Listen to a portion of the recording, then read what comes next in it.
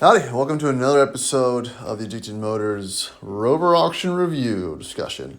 This one's going to focus a little bit on the market correction, as some call it, in real estate, but it's also kind of happening with the used vehicle market and the auction market.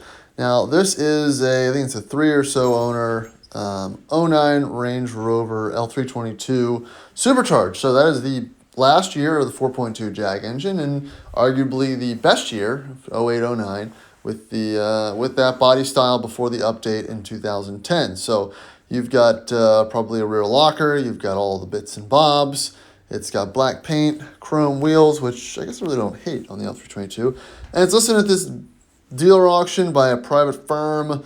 That's not the best, probably defaulted on a loan, repoed or something. I don't know. It's not a clean dealer trade-in. But it has a buy it now price of under $5,000, which I think is extremely reasonable for a truck like this. You know, it's got a little bit of paint fade on the hood, 160,000 miles, and everything else looks pretty okay. Again, it says that it runs and drives. It doesn't say there's any mechanical issues. I don't see a check engine light. I don't see anything to denote that's going to be a major issue. So let's take a look at the pictures here and see what we can see. So there's the Houston paint fade. Again, black truck, flat surfaces, hot sun, not always a good mix. But again, that's something that can be, you can remedy that with a little bit of paint correction for the time being, if you don't mind. Noticing the temporary tag on the back of it, that raises a few red flags.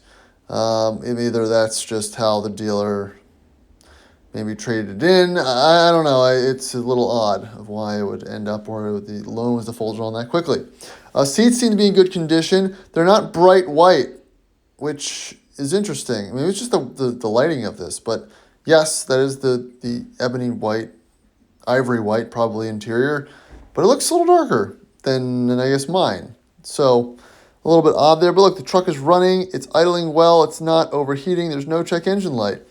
Which, again, for the price point and the miles and the condition, I think all is extremely reasonable. I would say, it's got a new headliner too. It's black, which I think I want to do too.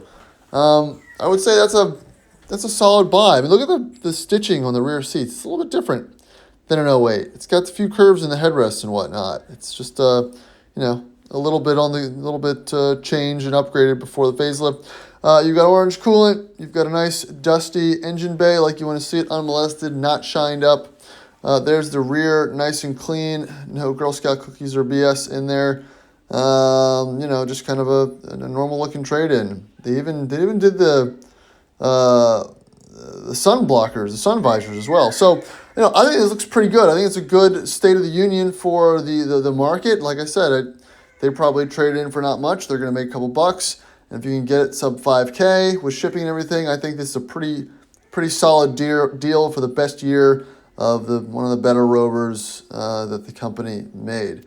So I would mark this as a buy. Let me know what you guys think in the comments. There's not really much to discuss here, which again is good if you're looking to buy, bad if you're trying to make a video and produce content on it. But that's just the reality of this type of thing, especially without that much information. And yeah, the CR score is actually pretty high as well, and no mentioned mechanical deficiencies. It's not green light, which would have been ideal, but pretty darn good. So that's going to be it for today. Please like and subscribe. Catch you on the next one.